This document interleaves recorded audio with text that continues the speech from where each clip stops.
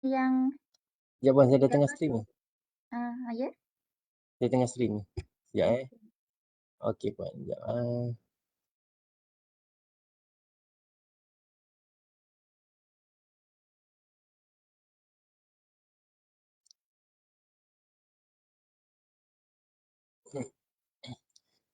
Okey. Dengar suara saya Puan Okey, dengar. Okey, Assalamualaikum warahmatullahi taala wabarakatuh dan selamat pagi kepada semua yang menonton FB Live pada pagi ini. Terlebih dahulu saya wakil dari pihak penganjur iaitu Pusat Pembangunan Bakat dan Kepimpinan CTLD Jabatan Penaftar UTM Johor Bahru ingin mengucapkan selamat datang ke program siri kuliah kewangan siri 4 2022 yang bertajuk Pengurusan Tabung Amanah Berapa Baki Sebenar Ditabung. Bagi memulakan sesi kita pada pagi ini, marilah kita sama-sama dahului dengan bacaan umul kita Al-Fatihah.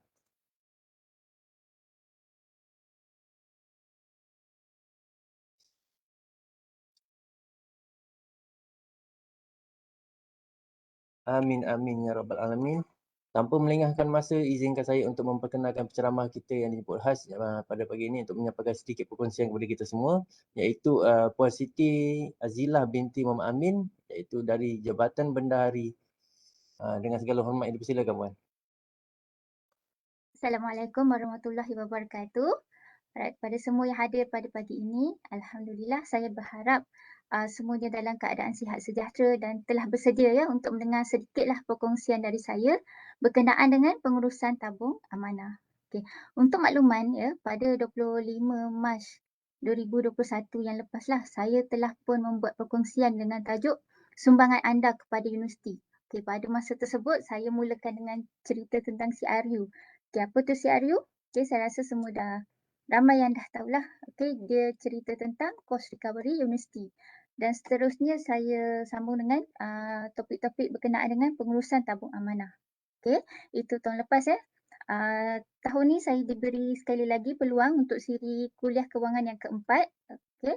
Dan fokus saya pada hari ini adalah untuk berkongsi dengan lebih mendalam tentang pengurusan tabung amanah yang berkaitan dengan rekod-rekod dan laporan-laporan yang kita boleh jana di UTM Fin. Okay, kita menggunakan sistem UTM Fin ya. So senang, rekod-rekod kita semua masuk sistem dan laporan pun kita boleh jana daripada sistem.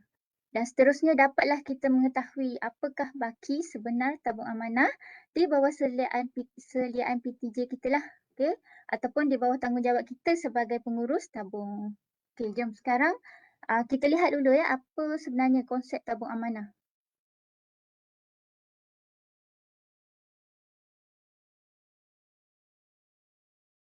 Okey. Tabung amanah ya. Okey, tabung amanah ni dia merupakan akaun ya dalam sistem kewangan universiti yang diwujudkan untuk menyimpan semua hasil yang diterima bagi sesuatu masuk amanah yang nyata dan jelas. Okey, untuk memastikan kawalan dilakukan dengan sebaik mungkin supaya memenuhi matlamat penubuhannya. Okey, saya letakkan di sini ya gambar bangunan yang dekat dengan KLCC ni. Siapa tahu bangunan apa ni? Okey, ni adalah bangunan tabung haji. Okey, ni adalah bangunan tabung haji ya. Okey, bangunan tabung haji ni, kenapa orang buka akaun simpanan tabung haji? Okey, pastinya dengan tujuan yang nyata dan jelas, iaitu untuk digunakan bagi tujuan mengerjakan ibadah haji apabila tiba masanya. Okey, jadi kita simpan dulu duit dalam tabung haji tu dan sampai masa tabung haji panggil kita dan kita akan keluarkanlah gunakan duit tu untuk tujuan mengerjakan ibadat haji. Okey, itu jelas kan? Sama juga tabung amanah dalam UTM ni. Okey, kita wujudkan dengan tujuan yang jelas lah. Okey. Dan kalau kita tengok di UTM kita ada 9 sebab utama ya. 9 kita katakan 9 kategori utama lah. Okey, kenapa tabung amanah ni dibuka? Okey, ini kita namakan dia kategori utama tabung amanah. Okey, kita buka tabung amanah untuk tujuan perundingan, okey, seminar, perkhidmatan pelajar, fundraising, okey, program khas akademik dan untuk SBU, tabung kewangan, projek khas universiti dan juga projek khas kerajaan. Okey, jom kita tengok satu-satu ya. Okey, sebelum tu saya nak Discusslah kenapa kita kaitkan tabung amanah ni dengan cost recovery. Okey. Jadi bila kita cakap pasal tabung tabung ni dia mesti ada duit masuk, dia mesti ada duit keluar. Contohnya macam kalau projek perundingan kan, kita nak gunakan tabung perundingan tu untuk kita simpan semua hasil projek perundingan dan kita akan gunakan wang tersebut untuk menampung kos-kos projek perundingan tersebut lah. Okey, sama juga kalau kita buka tabung seminar, kita nak menyimpan semua hasil program seminar dan kita gunakan wang tersebut untuk menampung kos pelaksanaan program seminar tersebut. Okey. Jadi, saya ulang lagi. Tabung tu dia mesti ada duit masuk, dia mesti ada duit keluar. Okey, duit yang keluar adalah kos bagi sesuatu program. Manakala duit yang masuk adalah sumber dana bagi program ataupun projek tersebut. Yang ni, maksudnya kalau kita nak buka tabung amanah lah kan, mesti ada gambaran yang jelas tentang dua perkara ni. Iaitu jenis hasil apa yang akan masuk ke dalam tabung dan yang kedua adalah apakah perbelanjaan yang berkaitan dengan hasil tersebut. So apa kaitannya dengan cost recovery? Okey, kita faham Okey, kita faham konsep tabung amanah. Okey, sekarang jom kita, saya cuba fahamkan anda lah tentang konsep cost recovery. Okey. Mana slide saya? Okey, kita ada 3 senario kat sini. Dan kita ada 3 definition jugalah, 3 konsep. Iaitu konsep cost, apa dia, subsidi apa dia dan juga cost recovery tu sebenarnya apa dia. Okey, kalau cost, kita tengok yang definition bawah ni lah. Cost ialah apa sahaja expenditure, apa sahaja belanja yang berkaitan dengan program. Okey, ini termasuklah kos operasi dan juga kos overhead. Okey, kos operasi tu memang biasanya direct lah, kita senang nak dapat. Okey, kos overhead ni biasanya orang terlepas pandang. Okey, jadi bila kita kata kos tu kita mesti ambil kira semualah, semua kos. Okey, iaitu kos operasi tambah dengan kos overhead. Okey, manakala subsidi adalah kos yang perlu ditanggung oleh seseorang ataupun somebody. Macam kalau dekat kita ni, kita biasa dengar subsidi government lah kan, subsidi kerajaan. Okay, masa kecil-kecil dulu kita selalu cakap kita ni selalu ditanggung oleh ibu bapa. So subsidi ibu bapa. Okay, macam tu ya. Tu subsidi lah penanggungan kos oleh sesebuah organisasi ataupun seseorang. Okay, kemudian kita ada juga konsep cost recovery. Okay, cost recovery adalah semua hasil daripada funding activity ataupun income generation. Okay, funding tu pendanaan lah, aktiviti pendanaan ataupun aktiviti income generation. Ada beza funding dengan income ni, penjanaan aktiviti tu. So, contohnya lah, kalau pendanaan tu kita dapat sponsor kan, kita dapat grant. Kalau income generation tu kita mungkin charge kita punya servis perkhidmatan. Kita ada charge perundingan, kita ada yuran seminar, yuran kursus. Okay, itu adalah cost recovery, maksudnya yang kita charge kepada klien kita lah ataupun kepada peserta untuk kita cover cost. Okay, so cost recovery adalah something yang kita ataupun kebolehan ataupun ability kita untuk cover cost. Kalau tak boleh cover cost, dia dah jadi sunk cost lah. Sunk cost tu maksudnya dah kita tak boleh recover. Jadi kita nak kat sini apa saja program, apa saja aktiviti yang melibatkan penjanaan pendapatan, kita harapkan program ataupun aktiviti tersebut mestilah ada elemen cost recovery. Okay, dan bila kita bercakap tentang financial sustainability, kelestarian kewangan, kita mengharapkan lebih lah, iaitu kita mengharapkan cost recovery kita lebih daripada cost. Maksudnya hasil pendapatan kita lah, hasil pendapatan kita sepatutnya lebih daripada cost. Kenapa kenapa kita nak lebih? Supaya kita akan dapat surplus ataupun lebihan, di mana lebihan tersebut kita bolehlah agih-agihkan kepada contohnya sekolah, fakulti, universiti ataupun PTJ yang yang terlibatlah dalam program ataupun aktiviti tersebut. Jadi inilah sebenarnya summary saya semasa saya berceritalah tentang sumbangan anda kepada universiti pada tahun lepas. Okey, tak apa, kita recap baliklah. Kita ulang balik sedikit mengenai cost recovery ni. Okey, seterusnya kita tengok tabung perundingan ya. Saya nak discuss jugalah setiap jenis tabung yang ada ya. Okey, sekarang dah 10 suku. Okey, tak apa, kita mulakan dengan tabung perundingan. Sebab tabung perundingan ni kod dia paling awal lah 55. Okey, kita mula dengan kod 5500 yang tengah dia, kalau perasan dekat charge line tu, dia tengah dia tu 5500. So dalam kategori di bawah kategori tabung perundingan, kita ada projek-projek perundingan dan juga hasil-hasil uji kaji makmal. Okey, tujuan kita buka tabung ni untuk menyimpan semua hasil projek perundingan ataupun hasil uji kaji makmal dan kita menggunakan wang tersebut untuk menampung kos-kos projek perundingan ataupun aktiviti uji kaji makmal. Okey, jadi CRU dia kita ambil berapa? Okey, CRU dia agihan CRU ya. Kita akan ambil 5% pendapatan kasar. Ini adalah sumbangan kepada UTM. Dan 5% lagi pendapatan kasar kepada PTJ. Okey, kalau ada lebihan tu kita akan bagi 100% kepada PTJ lah.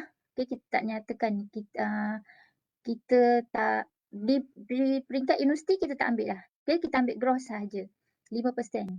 Okey, untuk projek perundingan. Tapi kalau uji kaji testing kita ambil lebih sikit lah. Kita ambil 10% daripada pendapatan kasar kepada UTM dan 5% daripada pendapatan kasar kepada PTJ. Okey, PTJ tetap dapatlah 5%. Okey, ini adalah berkaitan dengan tabung di bawah perundingan lah. Okey, dan juga uji kaji testing. Alright, kita ada juga tabung-tabung seminar. So, tabung seminar yang masuk bawah kategori ni adalah semua yang PTJ mohon buka untuk program-program seminar, persidangan, konferens, simposium, short courses ataupun workshop. Okay, kursus-kursus pendek ataupun bengkel-bengkel ya, kita akan masukkan di bawah tabung seminar, kategori dia.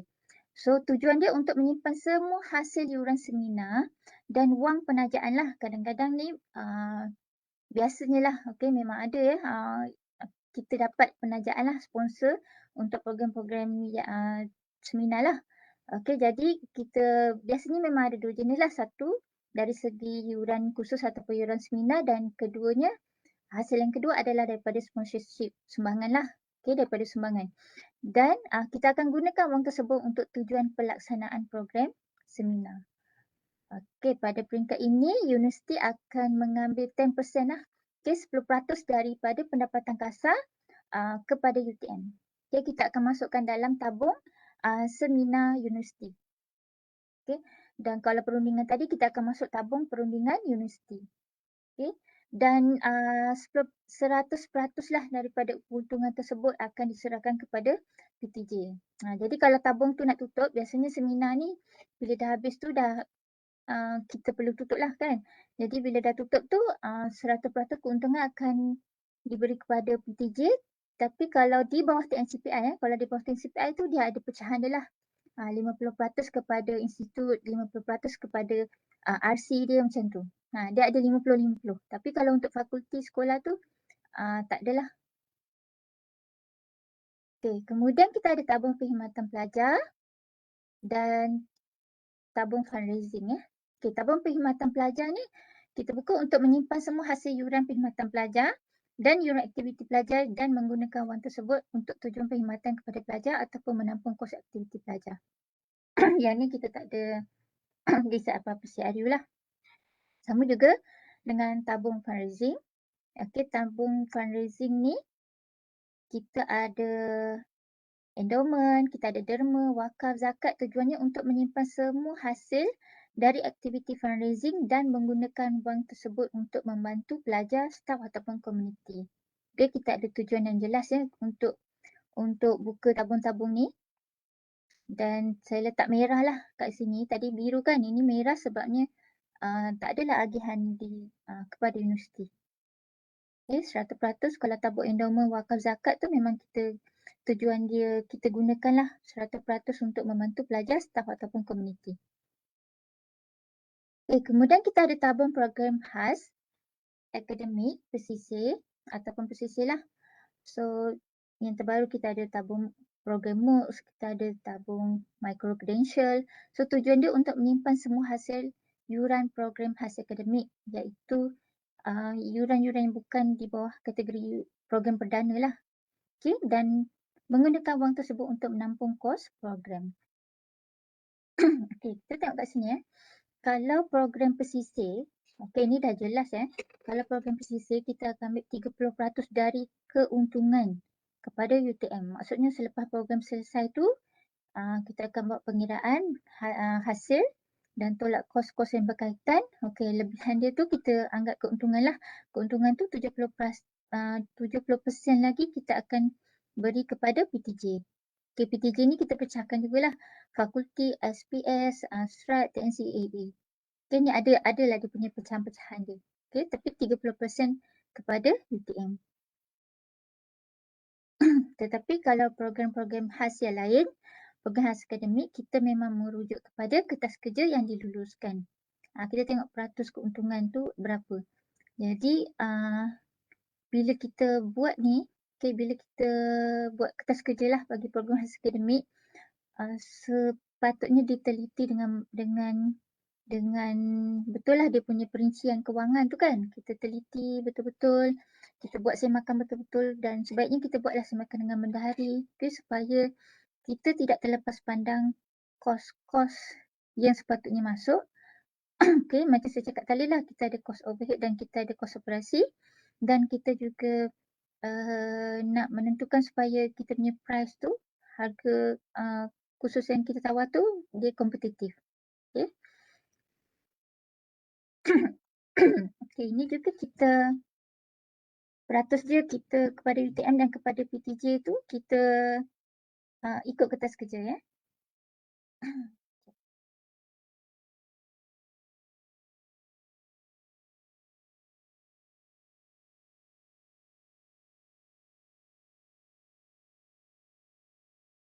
Sekejap ya.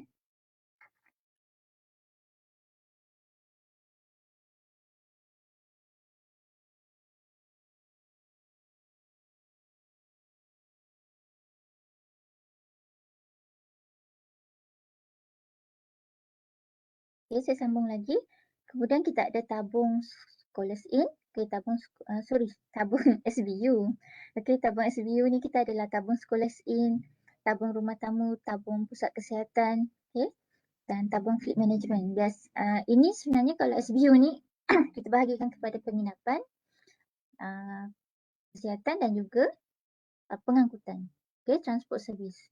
3 jenis inilah di bawah kategori SBU ni.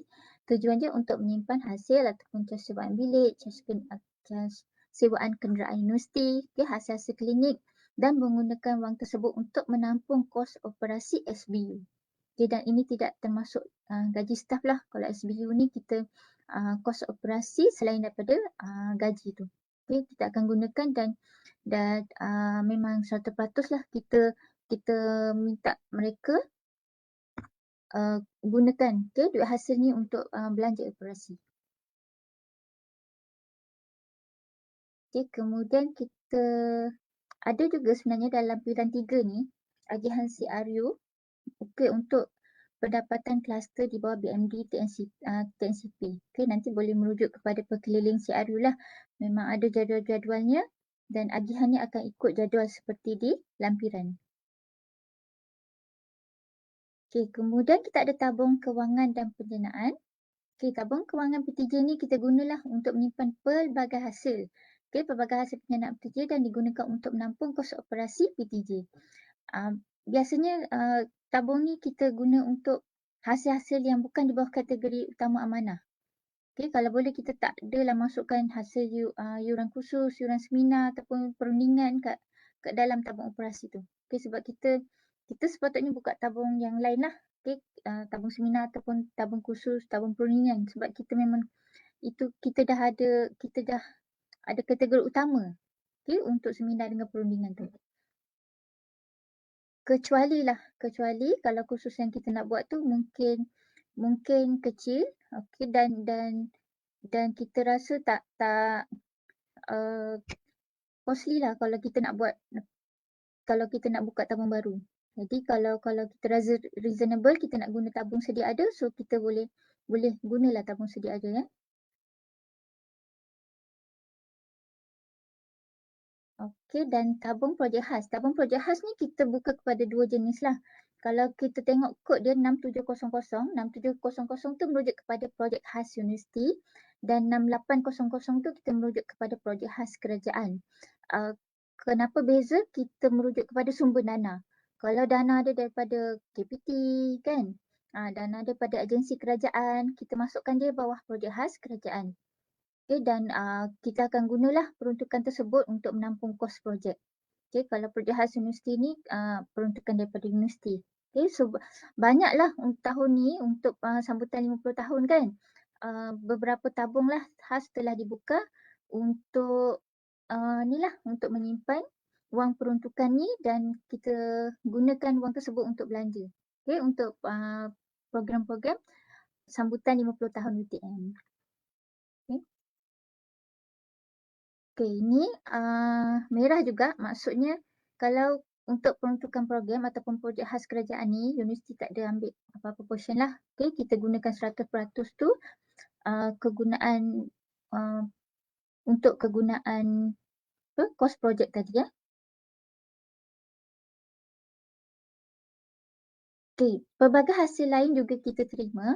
Jadi kalau hasil yang selain daripada saya sebutkan tadi, contohnya lah, okay, yang biasa adalah hasil sewaan, kita akan tap 40% dari pendapatan kasar dan 60% dari pendapatan kasar kepada PTJ. 40% ni pada UTM. So apa-apa yang tak dinyatakan sebelum ni, dia jatuhlah bawah kategori lain-lain pendapatan. Okay. So kita masuklah.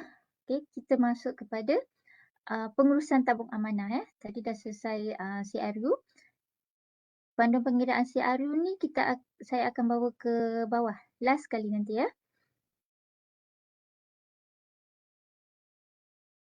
Kita nak fokus pada pengurusan tabung amanah untuk berapa kita nak ke arah inilah, macam mana kita nak kira berapa sebenarnya baki di tabung kita.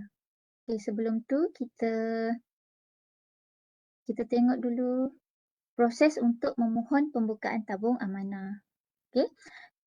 Bila kita nak buka tabung amanah, okay, yang pertama sekali PTJ ataupun pemohon mestilah mendapat kelulusan kertas kerja dari Ketua PTJ ataupun TNC ataupun JPU. Okay. Maksudnya kertas kerja untuk program ataupun projek tersebut telah mendapat kelulusan. Okay. Dia ada peringkat dia lah. Kalau kertas kerja tu anggaran belanja, kita tengok pada belanja. Kalau belanja dia sehingga 10,000, boleh kita dapatkan kelulusan daripada Ketua PTJ. Kalau 10,000 satu hingga 50,000, kita boleh dapatkan kelulusan dari TNC. Dan jika atas lebih daripada 50,000, TNC boleh berlaku dan kita bawa ke JPU. Okay. Dan bila kertas kerja ni dah diluluskan, okay, barulah pemohon mengemukakan surat permohonan buka tabung berserta dengan kertas kerja yang telah diluluskan kepada Bendahari UTM. Okay, kita tengok dua tu. Okay, ini kuasa melulus lah. Okay, kita ada Ketua PTJ, contohnya Dekan Fakulti, Pengurusi Sekolah, Pengarah HCOE dan juga TNC yang berkaitan serta JPU. Okay, JPU ni dia ada pelbagai peringkat lah, pegawai kanan universiti kan. Kita ada TNC, pendaftar, bendahari, pengarah. So program-program besar-besar kita akan bawa dan bincangkan di peringkat JPU. Okay, paling penting ya kalau macam program besar kan, contohnya kita nak buat program khas akademik lah yang baru Kalau boleh bawa ke peringkat bendahari dulu. Okay, mungkin kalau perlulah kita akan buka financial war room ya untuk kita nilai, kita discuss balik apa implikasi kewangan program tu. Sebab once bila program akademik tu dah dibuka, dia akan berjalan secara berterusan. Okay, jadi kita nak tengok implikasi kewangan program tu lah dari awal. Okay, adakah dia membantu untuk financial sustainability ataupun sebaliknya. Alright. Ini ada senarai semak permohonan ya, boleh dapatkan daripada saya lah. Biasanya dia tak ada apa pun, dia cuma perlukan surat mohon, dan kalau ada kertas kerja, kalau kertas kerja tu dah lengkap semua dengan detail implikasi kewangan dengan senarai pemegang amanah semua, kita cuma nyatakan kat sini senarai user access. Okay, user access tu penting lah sebab kita buka tabung ni dalam sistem dan kita nak nanti user dia akan buat segala urusan transaksi ni di dalam sistem kita lah. Okey, ini di peringkat bendahari lah. Bila bendahari dah terima surat permohonan, bendahari akan semak. Okey, dia semak semua dokumen, maklumat yang diterima. Okey, dan dia akan buat penilaian. Okay, kamilah di peringkat kami akan buat penilaian lah untuk meluruskan permohonan. Okay, bila kita dah luluskan tu, kita akan buka pusat kos baru dan kita akan beri akses dan juga kita akan berikan surat arahan akaun amanah. Okey, ini adalah perjanjian di antara pemegang amanah UTM dengan UTM lah yang perlu dipatuhi. Dalamnya adalah skop hasil, skop belanja, okey, semua ada dalam surat arahan amanah. Okay. Kita ada isu lah pembukaan tabung di mana ada PTJ dia menghantar sekeping saja surat permohonan buka tabung tanpa dokumen sokongan. So kalau macam ni kita kena tangguhlah surat proses permohonan ni sebab kita kena terima maklumat daripada kertas kerja yang telah diluluskan tu. Okay? Dan tiada implikasi kewangan. Kadang-kadang ada kertas kerja tapi tak jelas ya, tak detail dia punya implikasi kewangan. Sebab kita memang nak tengok jenis pendapatan, jenis pembelanjaan dia dan dia punya profitability tak. Boleh tak projek ataupun program aktiviti ni support kita punya polisi CRU. Okay. Okay, borang senarai semak pun penting ya. Borang senarai semak tu kalau boleh kita cap dan tanda tangan dan bagilah kontak number pegawai untuk dihubungi. Biasanya kalau pegawai-pegawai yang baru ni dia hantar tanpa letak kontak number, susah jugalah bagi kami untuk menghubungi sekiranya permohonan tidak lengkap. Okay, kemudian kita ada juga kes-kes mengajukan program tanpa mewujudkan tabung amanah yang baru. Mereka guna je tabung sedia ada. Nanti kesukaran tu pada pengurus tabung lah untuk menyemak hasil dengan belanja sebenar sesuatu program. Okay, kami boleh bantulah tapi memang masa sikit je sebab memang dah bercampur kan. Hasil-hasil yang dalam satu tabung tu dah bercampur. Lagi satu mungkinlah sekarang ni ada banyak PTJ yang buat program seminar dan merasakan program seminar tu mereka akan buat secara berterusan. Jadi mereka dah mohon untuk program seminar secara berterusan. Bila dia secara berterusan, untuk tahun pertama tu okey dapat detect. Tahun kedua tu mereka kena buat secara manual lah. Okey, sebab mungkin hasil program tahun pertama baru masuk kepada tahun kedua. Jadi tahun kedua tu dia dah buat pula program yang lain. Kat situ kita tak dapat match tau. Kita tak dapat match betul-betul apa kos yang terlibat untuk hasil program yang pertama. Okay, apa pula kos yang terlibat untuk hasil program yang kedua. Dekat situ dia susahlah sikit kita nak kira dia punya surplus ataupun deficit. Sama ada ataupun sebaliknya. Okey, ni tanggungjawab lah. Tanggungjawab pemegang amanah ataupun pengurus tabung.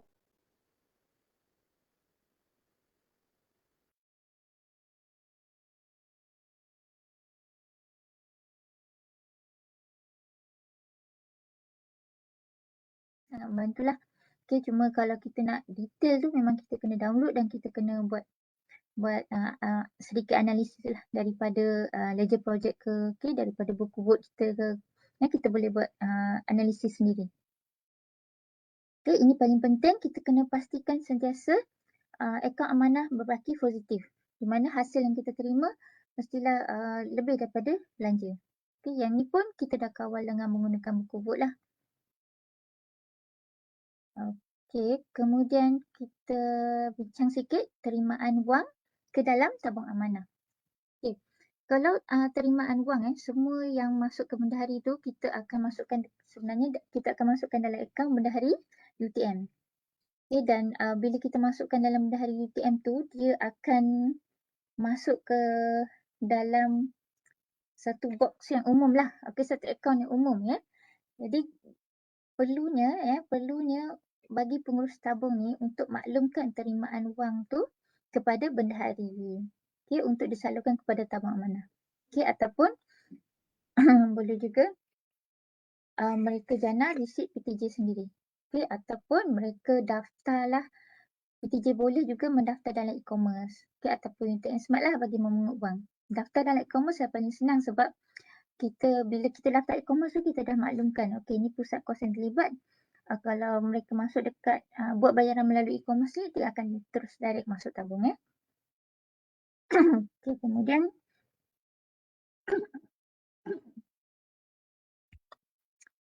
kemudian kita boleh menjana resit PTJ ataupun bil tuntutan di sistem UTM Fin. Jadi pun boleh ya.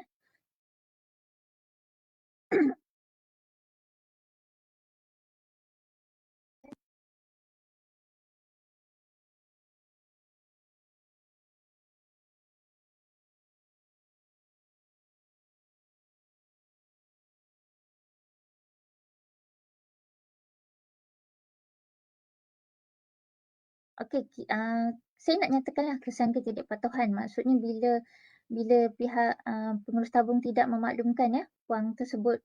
Contohnya kita terima wang daripada KPM ataupun penaja program tapi tak dimaklumkan pada bendahari.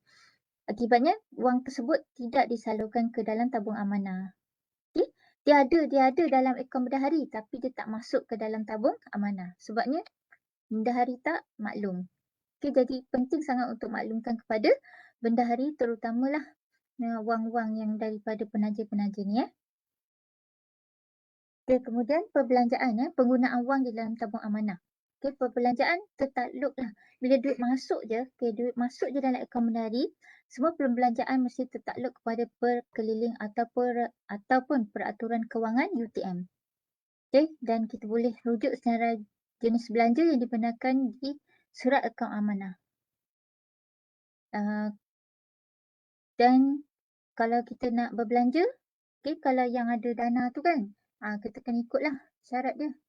Okay, kalau macam KPM tu kadang-kadang dia bagi, boleh belanja dekat vote sekian kan. So kalau kita dalam dia punya offer tu tak ada vote yang untuk kita belanja tu, jenis belanja tu kita tak bolehlah belanjakan ya.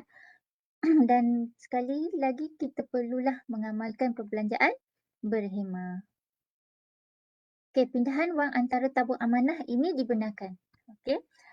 Mudah saja kalau nak buat pindahan antara tabung.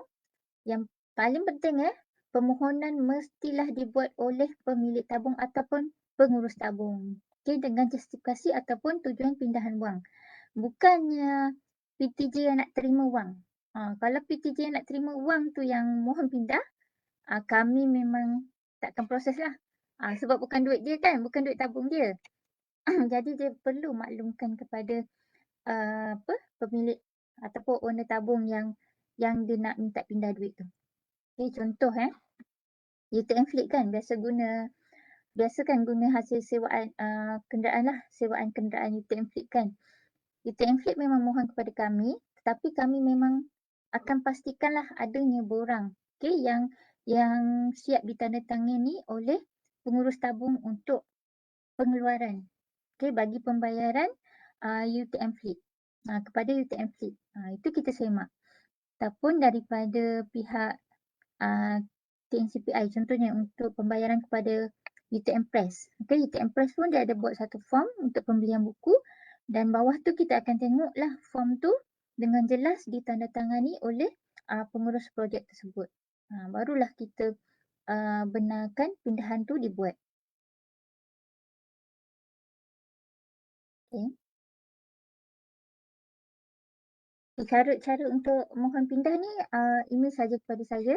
Okay, Ketua PTJ boleh keluarkan surat dan boleh email lah kepada saya, Ketua PTJ ataupun pengurus tabung. Okay, keluarkan surat untuk mohon pindah bersama justifikasi dan email kepada saya. Okay, kemudian kita pergi kepada pusat kos amanah. Pusat kos amanah, kita tahulah dalam sistem memang bajet A ya. Kita akan beri pusat kos dengan bajet A dengan 5 nombor tu lah. Nombor SPK lah kita panggil. Nombor tu memang unik ya. Nombor SPK tu memang unik. Tak akan ada satu tabung pun dengan nombor SPK yang sama. Kalau ada datang report kepada kami lah. Setakat ni memang tak ada ya. Dan bila kita buka tabung tu, kita akan berilah peranan mohon dan daftar, okay, dan juga peranan pegawai pengesah. Okay. Sangat penting untuk kita faham kenapa kita tak boleh beri semua akses ni kepada seorang pegawai. Kita di mana-mana pun kita perlu amalkan segregation of duty lah. Itu adalah salah satu cara untuk kita mengawal perbelanjaan. Okay. Jadi saya memang menolak lah. Okay. Dan saya juga mohon tim teknikal untuk menolak mana-mana permohonan yang minta semua peranan. Mohon dia, daftar dia, pengesah pun dia tak boleh. Okey, biasanya saya akan beri salah satulah sama ada dia akan jadi pegawai pengesah ataupun dia akan jadi dekat peringkat mohon dan daftar sahaja. Okey. Kemudian kita ada tabung endowment lah. Okey, semua tabung endowment yang di bawah unit endowment ataupun di bawah fakulti perlu ada pemantauan lah daripada sekarang ni timbalan pendaftar unit endowment. Perlu ada pemantauan daripada unit endowment.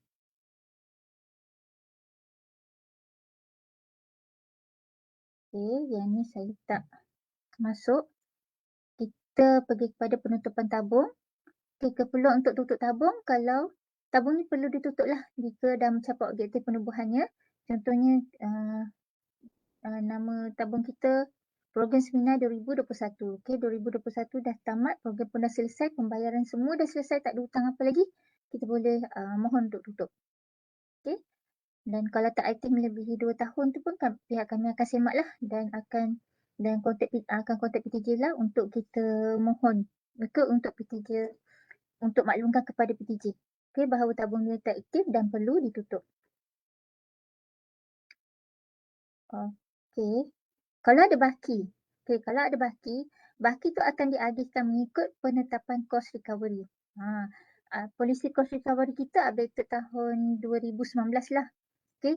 Jadi kalau program sebelum 2019 tu kita ada berbeza sikit. Contohnya program seminar masa sebelum 2019 tu adalah 25% sumbang kepada universiti untuk yang akhir, baki akhir. Tapi kalau selepas 2019 program tu, selepas 2019 100% akan masuk terus kepada PTJ. Sebab kita dah tap dekat atas lah, dekat gross tu kita dah tap 10%. Ini untuk tabung seminar lah yang nak tutup kan. Kalau baki negatif pun, kalau tabung tu berbaki negatif, ini kita buat pemantauan secara berkala baki negatif. Kalau baki negatif memang kita akan kejarlah pengurus tabung supaya ambil maklum dan ambil tindakan segera. Sama ada perlu ditampung daripada tabung amanah yang lain ataupun tindakan yang sewajarnya lah dilakukan supaya tak ada baki negatif ni.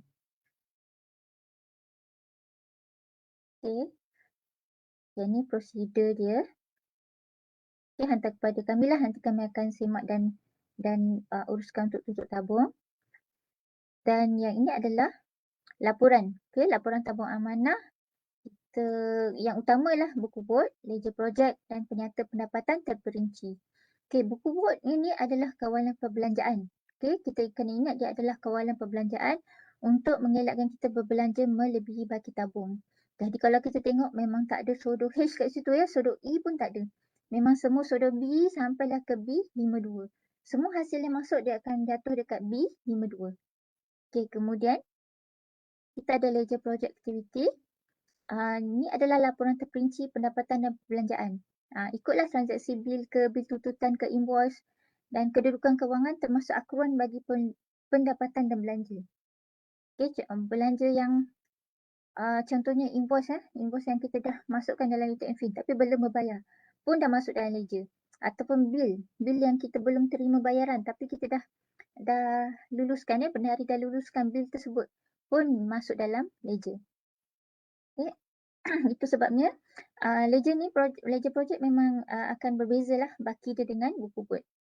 Dan penyata pendapatan terperinci dan baki wang ni dekat penyata pendapatan terperinci dia akan sepatutnya sama dengan ledger project.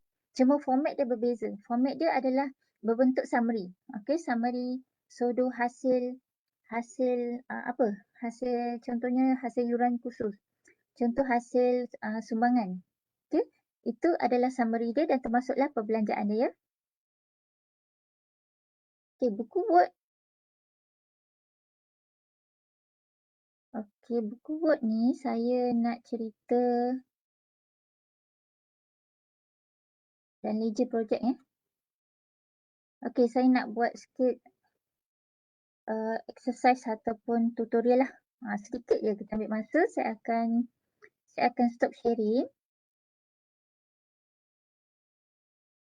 Okey, saya akan sharekan Excel Okey, boleh nampak tak Excel?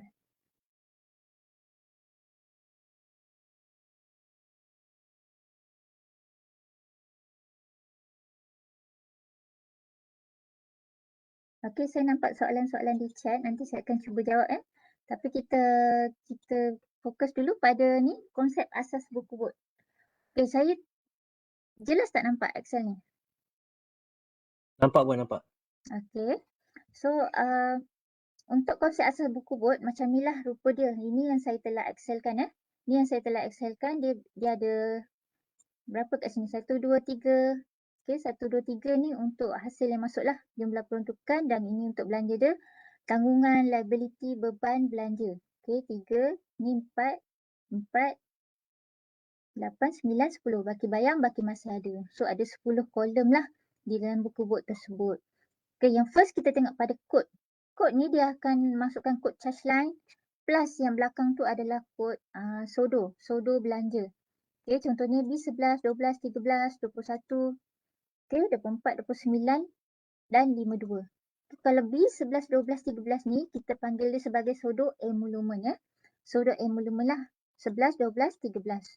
Dan sodo belanja yang lain sepertinya B21, 24 dengan 29 dan juga B52. B52 ni kalau di buku Word segala hasil yang masuk kita akan masukkan dia melalui sodo B52. So kalau tengoklah kalau kita tekan double click dekat sodo B52 ni kita double click kat sini kita akan nampak semua hasil terimaan lah termasuklah baki awal tahun baki awal tahun bagi tabung tersebut. Okay, buku Word ni kalau peringkat bagi bajet amanah lah. Bagi bajet amanah kita akan tutup setiap tahun dan baki akhir sekali kita akan bawa ke sodo B52. Kita akan nampak OBL lah baki awal tahun dekat B52. Dan segala hasil yang kita terima kita akan lihat pada rujukan nombor receipt RJ ataupun nombor jurnal lah. Okay, nombor jurnal JJ. Okay, jadi hasil yang masuk ni kita akan rekodkan dalam buku Word dan juga ledger Contohnya kita nak tengok apa yang masuk dekat apa yang masuk 55 ni. Kita kena baca bersekali dengan ledger project. So ledger project kita macam ni lah. Okay, ledger project ni kita boleh print juga. Okay, kita ada tarikh, butiran transaksi, nombor voucher, nombor daftar, rujukan, sodo. Okay, sodo ni dan butiran ni dia sebenarnya berkaitan. Okay, kalau saya lah kan. Kalau saya akan buatkan sodo ni supaya bersebelahan dengan butiran. Okay, sebenarnya butiran ni adalah butiran bagi, dia bukan butiran transaksi tau. Butiran transaksi ni lain. Butiran ni adalah butiran sodo. Okay, so kat sinilah di yang 55 tadi ada dua sodo yang digunakan iaitu peruntukan program 50,000 dan sumbangan luar sebanyak 5,000. Jadi kita boleh nampak di buku Word masuk 55,000. Okay, kemudian P3J untuk bajet amanah, P3J boleh membuat sendiri pindahan sodo. Okay. Dan kalau perlu pun bendahari lah di pihak saya juga kita buat lah untuk pindahan sodo. Jadi macam tabung ni lah, dia dah terima 55. Okay, 50,000 tu dia buat dia pindahkan dia pindahkan ke B29, B21 dan juga B11. Okay, ada dipindahkan dekat 3 sodo ni. Okay, kemudian kalau yang untuk pindahan ni dia takkan efek ledger lah. Hanya ada di buku Word sahaja. Tambahan peruntukan ni saya hitamkan lah. Biasanya tak ada apa-apa. Biasanya dia memang kosong lah kalau untuk amanah. Okay, jadi saya hitamkan. Kita terus kepada tanggungan terkumpul. Okay, tanggungan terkumpul ni adalah anggaran pejabat, pesanan tempatan yang belum selesai. Okay, anggaran pejabat tu dia punya rujukan dia PMJ. Okay, PMJ ni memang anggaran pejabat yang dah disahkan lah. Okay, dan pesanan tempatan kita akan gunakan dengan PDJ ataupun PPT. Okay, nombor dia lah. So, ada kat sini 25,000. Okay, ada kat sini 25,000. Kita tengok apa jadi pada baki bayang. Okay, baki bayang dia adalah 5,000. Okay, baki bayang 5,000. Sebab dia formula baki bayang ni, dia akan ambil yang biru ni. Semua yang biru ni dia akan tambah dan dia akan tolakkan dengan semua yang kuning ni. Okay, so dapatlah 5,000. Sorry ya. Semua yang biru ni, okay, 1, 2, 3 biru ni dia akan tambah dan dia akan tolak dengan semua yang ada. Kita dapatlah formula baki bayang. Okay, so dia akan jadi 5,000 sebab 30,000 tolak 25,000. Okay, tetapi okay, kita lihat di sebelah hujung sekali baki masih ada. Kenapa baki masih ada tu 30,000 juga? Okay, sebabnya kita lihat di sini bila pesanan tempatan dia melibatkan buku Word sahaja. Okay, dia tidak usik ledger. Okay, tak masuk dalam ledger.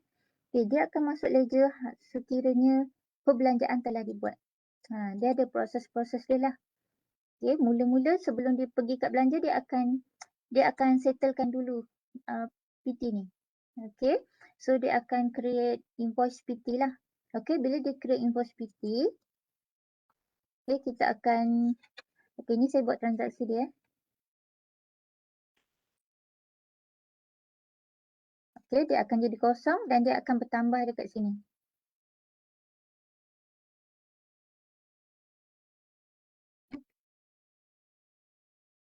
Okay, dia akan bertambah dekat liability. Maksudnya, bayaran e-form ni PTJ dah buat, okay, tapi belum diselesaikan lagi lah. Pihak bendahari belum luluskan untuk bayaran lagi. So, kita park dia dekat peringkat liability. Tapi dekat bahagian tanggungan ni dia dah settle dah. Okay, sebab PT tadi dia dah selesaikan, kita transfer dia kepada invoice PT. Okay, jadilah 25,000 kat situ. So, masih lagi baki bayang dia 5,000 dan baki masih ada dia 5,000. Okay, dia 30,000. Okay, bila pihak bendahari dah luluskan, okay, bila pihak bendahari dah luluskan, kita akan tolaklah 25,000 di sini dan kita akan masukkan dalam belanja. Belanja ni adalah yang memang maksudnya bila masuk je kolom belanja, bayaran tu dah selesai. Okay, bayaran tu dah selesai. So, kalau kita nampak kat sini, baki bayang dan baki masih ada adalah sama. Okay. Itu untuk yang ada PT lah. Okay, saya ambil B21. B21 ni kita nampak ada beban kat sini lah. Beban ni dia pendahuluan lah. Okay, ada start ambil pendahuluan. Kalau pendahuluan ni kita masukkan dia dalam buku Word dan juga ledger. Okay, tetapi kalau kita tengok baki bayang dia 9,000 dan baki masih ada dia 10,000. Sebabnya masa saya cakap tadi lah, belanja masih kosong. Okay, belanja masih kosong. Bendahari belum luluskan lagi dia punya pelarasan pendahuluan tu lah. Okay, sama ada dia belum buat lagi pelarasan pendahuluan ataupun sedang dalam proses bendahari. So, dia masih kosong lagi dan baki bayang dia berbeza dengan baki masih ada. Okay, kita tengok di ledger project. Okay, ledger project ni. Okay, ada isu sikit lah kat sini. Okay, bila PTJ buat perjalanan ni, okay, butiran dia masuk dekat B21999. Okey. Di pihak bendahari bila mereka terima, kami rasakan solder ni tak berapa tepat lah. Okey, dia tak berapa tepat, jadi bendahari akan betulkan buat pelarasan solder. So kita masukkan dekat B21399. So debit yang baru dan kita akan kreditkan yang salah tadi. Okay, dia dah set off lah. Debit, kredit yang merah ni kan. So dia dah set off. So inilah antara sebab kenapa debit kredit tu nampak panjang. Okay, especially bab bayaran lah. Okay, bila PTJ meletakkan solder yang kurang tepat, kita di pihak bendahari kita akan betulkan. Dan segala transaksi tu pembetulan ke semua jurnal-jurnal semua memang akan masuk dalam ledger. Okay.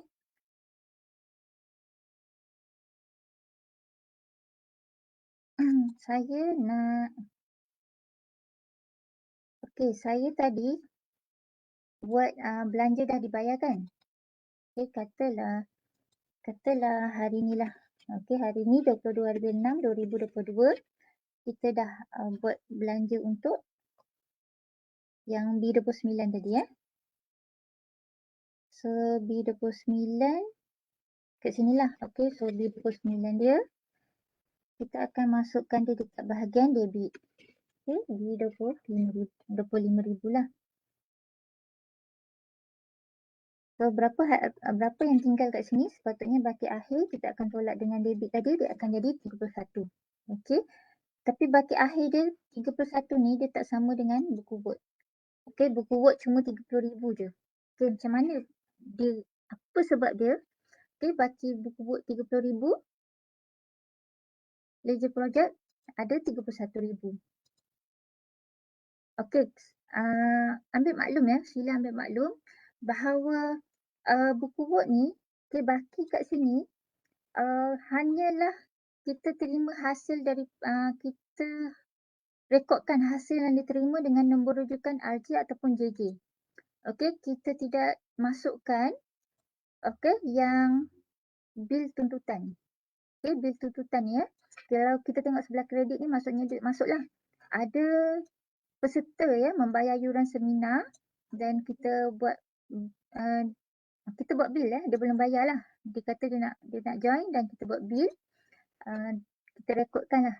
Okay. Bila bil tu diluluskan saja, bil tuntutan tu diluluskan, terus masuk dalam ledger. Tapi disebabkan belum terima bayaran, buku Word tak akan terimalah. Buku Word tak akan rekod lagi. So baki sebenar ditabung berapa ni? 30 ke 31? Sepatutnya kita ikut kalau kata baki sebenar tabung lah. Baki sebenar tabung sepatutnya 31. Sepatutnya 31. Dia mesti mengambil kira hasil-hasil yang lain lah yang belum berbayar. Cuma kalau untuk berbelanja, kalau untuk berbelanja baki bayang kita dekat baki bayang kita ada 29,000 je yang kita boleh buat lah sebab kita ada komitmen ni 1,000 lagi ni yang kita belum buat pelarasan. Dan baki masih ada 30,000 yang ada dalam tabung lah. Tidak termasuk 1,000 tadi, 2,000 tadi bil. Tidak termasuk bil yang 2,000 tadi. Tetapi yang pendahuluan tu kita memang dah siap-siap adalah dalam ledger. Jadi sebab tu dia ada 31,000. Alright.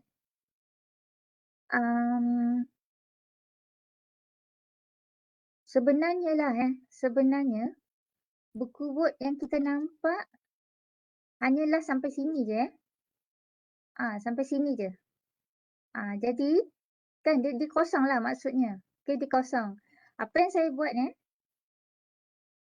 yang saya buat dan semua PTJ perlu buat adalah menambahkan semua solder-solder ni. Okey. Ini buat sendiri baki masih ada 30,000 sum ni buat sendiri. Baki bayang ni sumkan dia sendiri. Semua ni sendiri sebab tu merah ni sebenarnya. Dia tak ada dalam buku Word dekat UTM Fin tu. Kita print, kita congaklah sendiri. Saya pun memang sentiasa adalah kalkulator ni memang sentiasa ada. Kita akan congak ataupun kalau saya dah Excelkan macam ni senanglah kita kira by Excel. Okay, memang tak ada di dalam UTM Fit dia punya total ya. Okay. Kemudian saya nak share, ada lagi satu report kan? Kita ada satu report lagi iaitu report apa dia? Penyata pendapatan. Okay, report penyata pendapatan ya. Okay, saya stop sharing yang ni. Okay, saya akan share.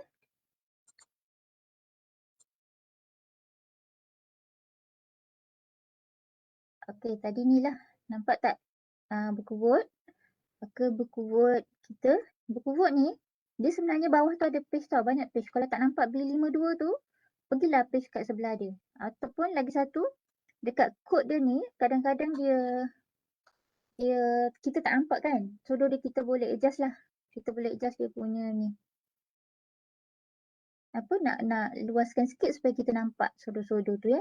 Ni kita penting bagi kita sebelum kita print. Jangan dah print nanti alamak baru perasan.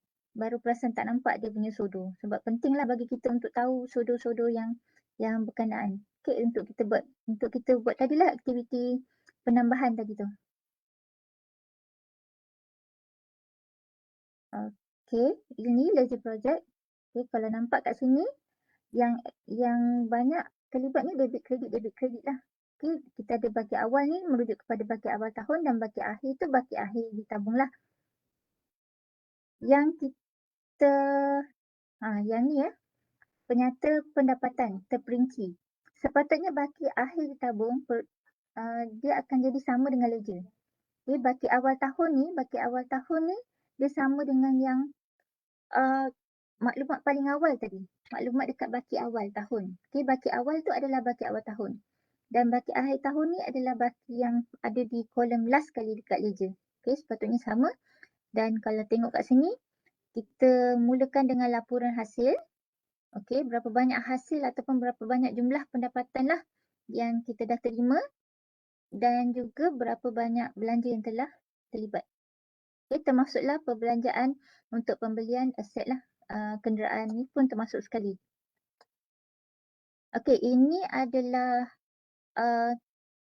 contoh ya. Contoh ataupun panduan lah yang ada dalam kita punya perkeliling CRU. Jadi kalau tengok kita punya perkeliling CRU tu, kita ada lampirkan ni ya. Contoh untuk program seminar. Okay, dalam program seminar ni, dia ada pendapatan langsung dan dia ada pendapatan lain lah. Dia ada yuran, dia ada penajaan dan dia ada hasil sewaan juga. Okay, dia ada hasil sewaan juga. So jumlah besar pendapatan dia 235,000. Banyak ya. So daripada 235,000 ni, okay, macam mana cara dia untuk kita kira CRU. Okay. Tadi masa saya explain dekat Excel tu, okay, baki tu memang baki akhir lah. Tapi bila hantar kepada kami untuk tutup, kita akan check sama ada bil yang yuran seminar tadi tu dah di CRU kan ke belum? Yang 2,000 tadi kan? So kalau tadi 2,000, kita ambil 10%, dia akan jadi berapa? Okay, yang tu lah kita kena kira dan tolak lah. Itulah baki yang akhir selepas kita tolak ni untuk kita agih-agihkan. Okay, macam ni tadi Kalau 10% daripada 150k, agihan CRU dia adalah 15,000. Okay. Tetapi kalau dia ada penajaan atau sponsor, dia agihan CRU dia tak ada. Okay, tiada CRU dikenakan, kosong lah. So 70,000 tu memang dapat bersih. Kemudian agihan CRU bagi hasil sewaan. Ini macam saya cakap tadi lah, hasil lain-lain hasil tu termasuklah hasil sewaan, kita akan charge 40%. So 6k dia punya CRU 6k. Okay, CRU tu dia akan masuk dekat, ini kos langsung. Okay, ini kos langsung dia akan masuk dekat kos tidak langsung, overhead cost ya. Okay, termasuk part of the overhead cost. Dan nampak kat sini kita ada 15,000 tambah 6,000 ada 21,000. So ini adalah kos yang perlu ditolak lah. Jadi kalau tak ada dalam ledger tu tak ada, memang tak ada transaction, sepatutnya kita auto tab tau.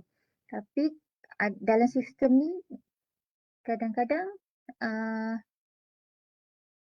tak jadi auto tab tu. Jadi kita kena juga buat journal untuk ambil kira kos tadi. Okay. So dapatlah daripada 235 tu tolak kos, termasuk kos CRU tadi, kita akan dapat untung rugi 32,300 dan inilah kita akan buat agihan ni lah untuk tutup tabung tersebut. Okey, jadi sumbangan kepada universiti ni kita ambil kira sebaik saja resit dikeluarkan. Ini kita panggil CRU yang kita tab based on gross. Okey, dapat je resit, kita akan tab lah yang mana-mana yang perlu kita tab untuk CRU tu. Okey, kemudian sumbangan kepada P3 dikira selepas tamat program. Okey, macam ni lah habis program. Sekiranya lah cost recovery dia lebih daripada total cost. Yang ini yang kita memang nakkan P3 semua ke arah ni lah supaya inilah hasil yang kita retainkan dalam tabung kita dan inilah aktiviti yang boleh buat kita terus untuk terus support lah kita punya program kelestarian kewangan. Alright, saya rasa kita ada banyak soalan di bahagian chat. Boleh saya cuba jawab soalan ni. Okey, dah tamat dah saya punya sesi sharing tadi.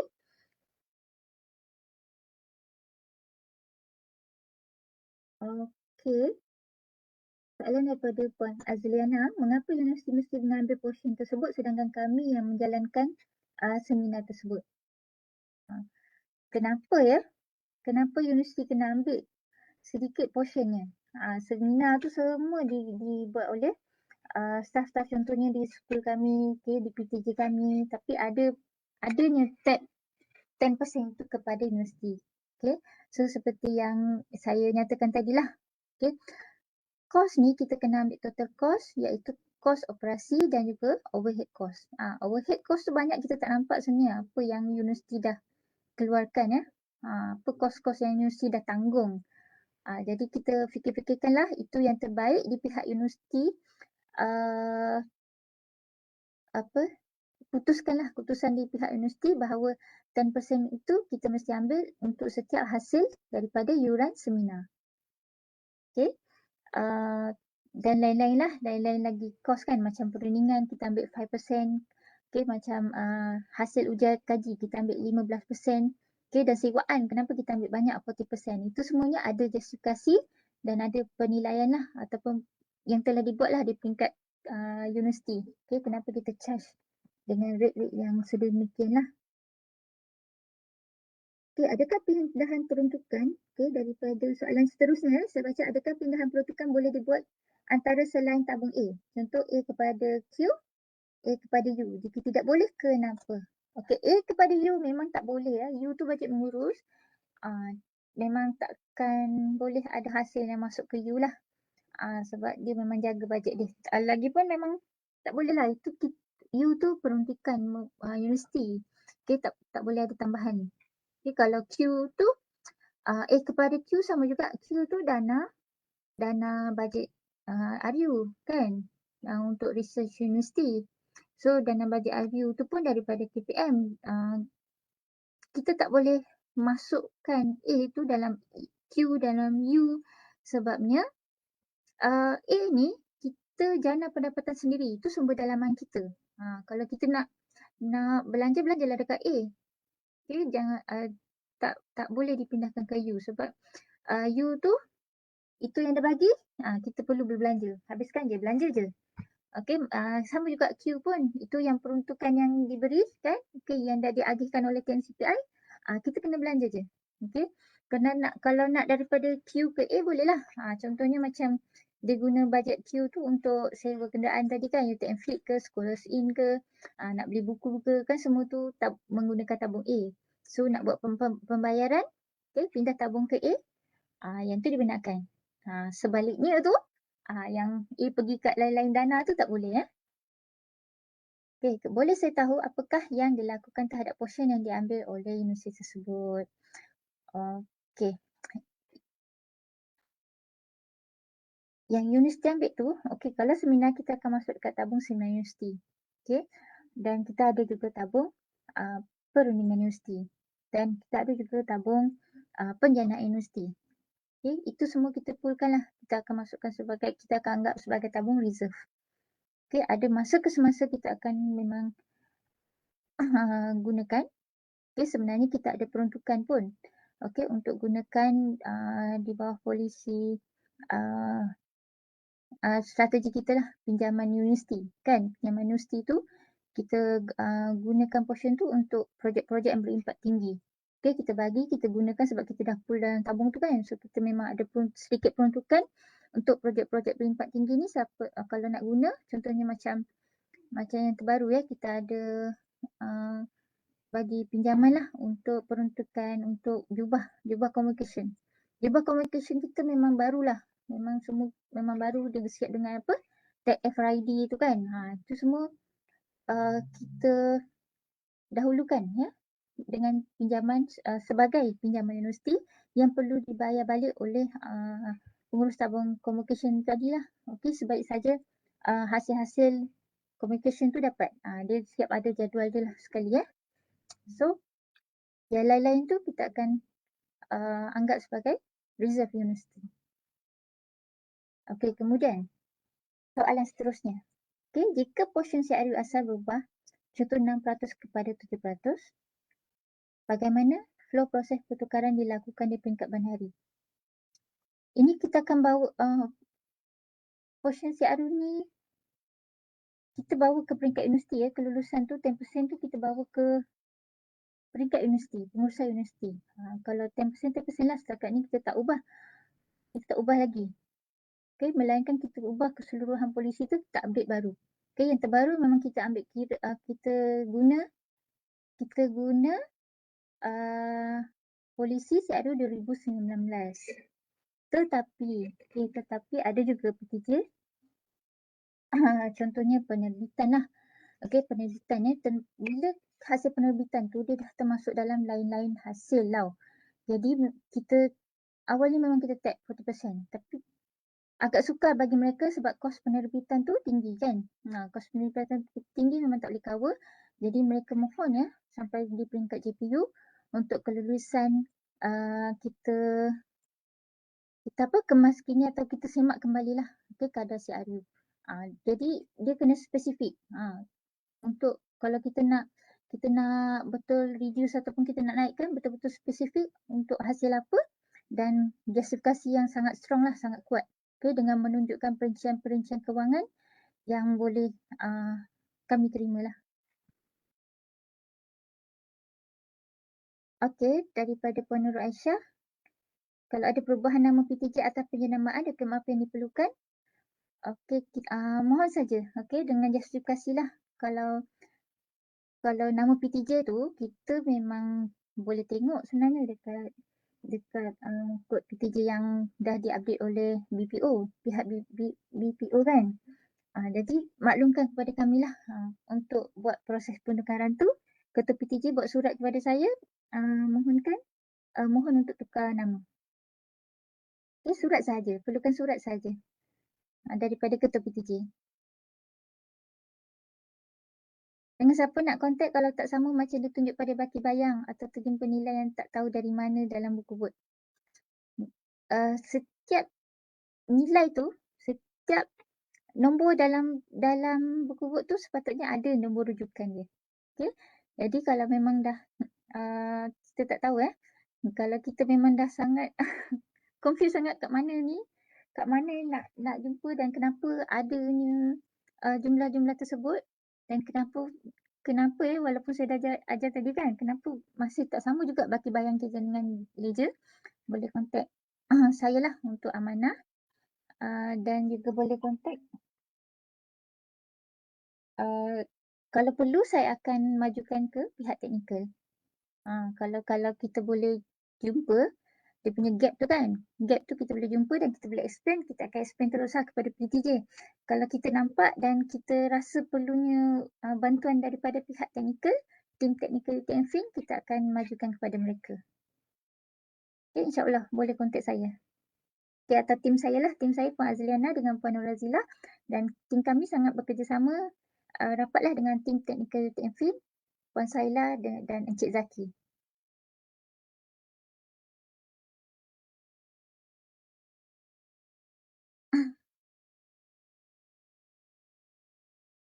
Okey, Puan Kumaria, kenapa bil dah kenal sebagai hasil? H89 walhal belum bayar lagi bil tersebut. Okey, hasil yang belum dibayar. Okey, dengan hasil yang sepatutnya kita dapatlah.